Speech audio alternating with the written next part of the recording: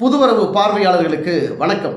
2026 சட்டமன்ற தேர்தல் நடக்க இன்னும் ஓராண்டுகளுக்கு மேலே இருந்தாலும் கூட பல கட்சிகள் கூட்டணியில் அதிரடி காட்ட தொடங்கியிருக்கிறாங்க. பல தொலைக்காட்சிகளில் இதுதான் மிகப்பெரிய பேசுபொருளாகவும் தற்போது பரபரப்பை ஏற்படுத்தியிருக்கக்கூடிய செய்தியாக பார்க்க முடிகிறது.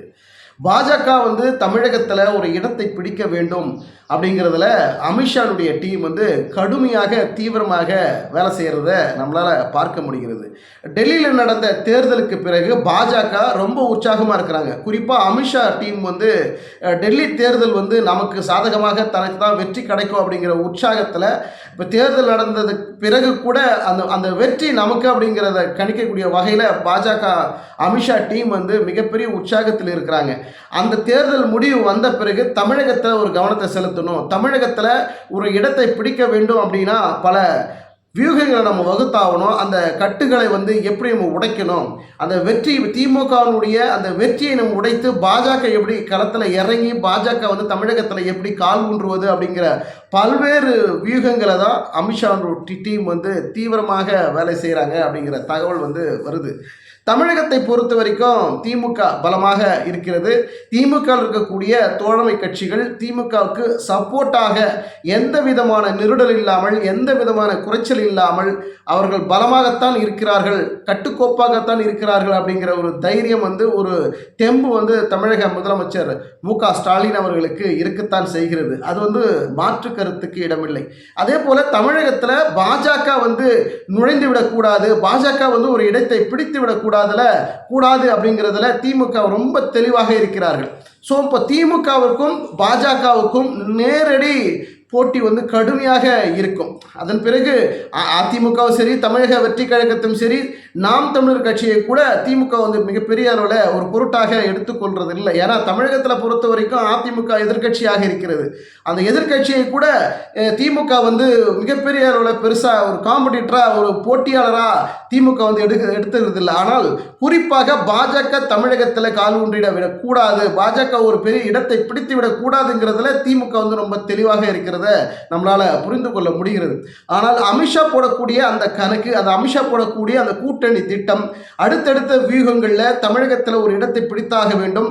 நம்ம பல மாநிலங்களில் எப்படி பாஜக ஆட்சி செய்கிறதோ அதே போல தமிழகத்திலும் பாஜக ஆட்சி விரைவில் கொண்டு வர வேண்டும். இந்த தேர்தல் இல்லைன்னா கூட அடுத்த தேர்தலில் நம்மளுடைய பாஜக ஆட்சி தமிழகத்தில் கொடுத்தே ஆக வேண்டும் அப்படிங்கிறதுல ரொம்ப முனைப்பு காட்டக்கூடிய, ரொம்ப தீவிரம் காட்டக்கூடிய, குறிப்பாக அமித்ஷா இதில் மிகப்பெரிய அளவில் களத்தில் இறங்கி வேலை செய்கிறார் அப்படிங்கிறத நம்மளால் பார்க்க முடிகிறது. இந்தியா முழுக்க இருக்கக்கூடிய அனைத்து மாநிலங்களிலும் பெரும்பான்மையாக 90% மேலாக பாஜகனுடைய ஆட்சி தான் இருக்க வேண்டும் அப்படிங்கிறதுல பாஜக மிகப்பெரிய அசைன்மெண்ட்டாக இருக்கிறது. குறிப்பாக இப்போ அடுத்தடுத்து தமிழகத்தின் மீது அவருடைய குறி அதிகமாக இருக்கிறத நம்மளால் பார்க்க முடிகிறது. இங்கே கூட்டணி கணக்குங்கிறது ஒரு அச்சாரத்தை போடக்கூடிய பல கட்சிகள் கூட்டணியில் ஒரு நெளிவு சுழிவுகள், யாருடன் கூட்டணி வைக்கலாம், எந்த கட்சியோடு கூட்டணி வைத்தால் நம்ம வெல்லலாம் அப்படிங்கிற வியூகங்கள் இப்பத்திலிருந்தே பேச்சுவார்த்தை தொடங்கி இருக்கிறது. குறிப்பாக அதிமுகவுடன் தமிழக வெற்றி கழகம் இணையும் அப்படிங்கிறதுல ஒரு பேச்சுவார்த்தை தீவிரமாக போய்கிட்டு இருந்தாலும், ஆனால் தமிழக வெற்றி கழகம் தனித்து தான் போட்டியிடும் அப்படிங்கிறதுல ஒரு பெரிய மாஸ்டர் பிளான் விஜய்க்கு இருக்கிறதாகவும், இந்த மாஸ்டர் பிளானால அப்செட் ஆகக்கூடிய எடப்பாடி பழனிசாமி இந்த தேர்தலில் அதிமுக தனியாக நின்று எடப்பாடி பழனிசாமி தலைமையின் கீழே அதிமுக இந்த தேர்தலை தனியாக சந்தித்தால் நிச்சயமாக ஒரு எதிர்பார்த்த வெற்றியை பெற முடியாமல் தோல்வியை தழுவக்கூடிய சூழல் தான் இருக்கும். ஒருவேளை தமிழக வெற்றி கழகம் அதிமுகவுடன் கூட்டணிக்கு ஒரு இணக்கம் தெரிவிக்காமல் இல்லை ஒரு ஒப்புதல் கொடுக்காமல் போனால் பாஜகவுடன் அதிமுக கூட்டணிக்கு போவதற்கும் மிகப்பெரிய வாய்ப்புகள் இருக்கிறது. கடைசி நேரத்தில் என்ன வேண்டாலும் நடக்கும். இப்போ எடப்பாடி பழனிசாமிக்கு ஒரு மிகப்பெரிய ஒரு டென்ஷனான ஒரு விஷயம் என்னன்னா, தொடர்ந்து அசத்திக்கிட்டு இருக்கக்கூடிய விஜய் அவர்கள் இதனால் அப்செட் ஆகி இருக்கக்கூடிய எடப்பாடி. காரணம் என்னன்னா, தமிழக வெற்றி கழகம் அவங்க கேட்கின்ற அந்த விஷயங்களை நம்ம செஞ்சு கொடுக்கறதுக்கு தயாராக இருந்தாலும் கூட நம்ம கூட கூட்டணி வருவதற்கு ஏன் இத்தனை தயக்கம் காட்டுறாங்க தமிழக வெற்றி கழகம்? இதனால் அப்செட் ஆகிருக்கக்கூடிய டென்ஷனாக இருக்கக்கூடிய எடப்பாடி பழனிசாமி மிகப்பெரிய ஒரு குழப்பத்திலும் இருக்கக்கூடிய சூழலை தான் பார்க்க முடிகிறது. அதிமுகவிற்கு பார்த்தீங்கன்னா 20-22% ஓட்டு வங்கி இருக்கிறது. இதே சூழலில் தமிழக வெற்றி கழகம் 2026 தேர்தலில் நிற்கின்ற போது கணிசமாக ஒரு 15% ஓட்டு வங்கி பெறக்கூடிய வாய்ப்பு இருக்கிறது. இந்த 22 பிளஸ் ஒரு 15% ஓட்டு இந்த தாவேக்காவும் அதிமுகவும் இணைந்தால் ஆட்சி அமைப்பதற்கு ஏதுவாக இருக்கும் அப்படின்னு ஒரு கருத்து கணிப்பு இருக்கு. அந்த கருத்து கணிப்பு ஒரு பக்கம் இருந்தாலும் கூட தமிழக வெற்றி கழகம் நம்ம ஆட்சியை பிடிக்கணும் அப்படின்னா நம்ம அதுக்குண்டான வியூகங்களை வகுக்கணும் அப்படின்றாங்க.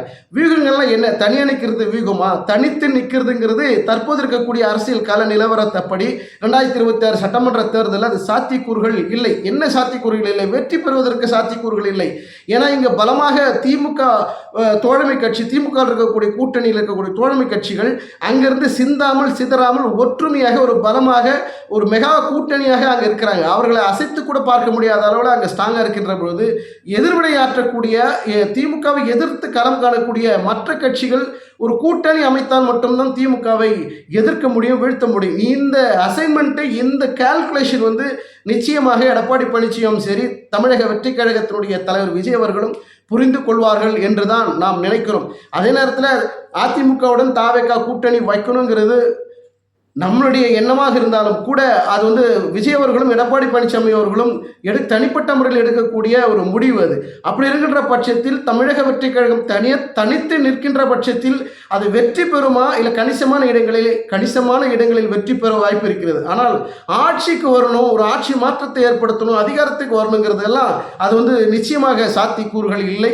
ஏன்னா இது ஒரு தமிழக வெற்றி கழகத்தில் இருக்கக்கூடிய தொண்டர்கள், விஜய் ரசிகர்களாக இருந்த தொண்டர்களாக மாறி இருக்கக்கூடியவர்களுக்கு இது அதிர்ச்சியான செய்திகளாக இருந்தாலும் கூட கூட்டணி கணக்கு அப்படிங்கிற வருகின்ற பொழுது ஆட்சி மாற்றத்தை ஏற்படுத்தணும்னா தனி கட்சி தனியாக நின்று, அது புதிய கட்சி, நம்மளுடைய பலம் என்ன, மக்களுடைய செல்வாக்கை நாம் எந்த அளவுக்கு பெற்றிருக்கிறோம், தொண்டர்களுடைய வாக்குகள் நமக்கு எந்த அளவுக்கு பதிவாக போகிறதுங்கிறதெல்லாம் இன்னும் ஒரு பரிசோதனைக்கு உட்பட்ட ஒரு விஷயமாக இருக்கிறது. அந்த பரிசோதனைக்கு உட்பட்ட அந்த வாக்கு வங்கிகள் எந்த அளவுக்கு பதிவாகும், நமக்கு என்ன மெஜாரிட்டி கிடைக்கும், என்ன செல்வாக்கு கிடைக்குங்கிறது தெரியாமலேயே தனித்து நின்றால் அது ஒரு மிகப்பெரிய ஒரு ஆபத்தில் தான் முடியக்கூடிய ஒரு சூழல். அதற்கு தான் கூட்டணி. ஏற்கனவே முதல் மாநில மாநாட்டிலே விஜய் அவர்கள் தெளிவாக சொல்லிட்டார். ஆட்சியிலும் பங்கு, அதிகாரத்திலும் பங்கு, கூட்டணிக்கு தயாராக இருக்கிறது அவர் தெளிவாக அந்த மாநாட்டை சொன்னார். இந்த அடிப்படையில் தான் அதிமுகவும் தாவேகாவும் கூட்டணியில் இணைய போறாங்க, கூட்டணி வைக்க போறாங்கிற பேச்சு அதிக அளவில் போய்கிட்டு இருக்கு. ஆனால் தமிழக வெற்றி கழகத்தை பொறுக்கும் தனித்து தான் நிற்கணுங்கிற ஒரு செய்தி வருது. இதற்கு சாத்தியமா? கூட்டணிங்கிறது தான் பலமாக இருக்கும். ஒரு திமுகவை வீழ்த்தணும் அப்படின்னா கூட்டணி பலத்தை நிரூபித்து ஆக வேண்டுங்கிற கட்டாயத்தில் அதிமுகவும் தாவேகாவும் இருக்கிறது. எடப்பாடி பழனிசாமி தனித்து நிற்கிறதுல அவருக்கு விருப்பம் இல்லை, கூட்டணி வைக்கிறதுல தான் அவருடைய எண்ணமாக இருக்கிறது. தாவேகா அவருடைய ஒற்றுமையான பலத்தை, கூட்டணிக்குள் வருவதற்குண்டான எதிர்பார்ப்பை எடப்பாடி பழனிசாமி ரொம்ப அளவில் எதிர்பார்க்குறாங்க. அது எடப்பாடியினுடைய எதிர்பார்ப்பு. தாவேகா அதை சரி செய்யுமா, அது கூட்டணியில் இணக்கமான ஒரு உறவை ஏற்படுத்தி இணக்கமாக கூட்டணியை வைக்குமாங்கிறதா தான் மிகப்பெரிய கேள்வியாக இருக்கிறது. பொறுத்திருந்து பார்க்கலாம். 2026 சட்டமன்ற தேர்தலில் யார் வெற்றி பெறுவார்கள்? திமுகவை வீழ்த்துவதற்கு பல வியூகங்கள் வகுத்து கொண்டிருந்தாலும் மெகா கூட்டணி அமைந்தால் மட்டுமே ஆட்சி மாற்றத்திற்கு வழிவகை ஏற்படுத்தும். இல்லை என்றால் திமுக மீண்டும் ஆட்சி அமைப்பதற்கு நிச்சயமாக இவர்களே அதுக்கு வழிவிட்ட மாதிரி ஆகக்கூட வாய்ப்பு இருக்கிறது. பொறுத்திருந்து பார்க்கலாம். கூட்டணி பலத்தை யார் நிரூபிப்பார்கள்? ஆட்சி மாற்றத்தை தமிழக வெற்றி கழகம் ஏற்படுத்துமா? அதனுடைய அதிர்வலைகள் 2026 இருக்குமா அப்படிங்கிறத பொறுத்திருந்து பார்க்கலாம். நன்றி, வணக்கம்.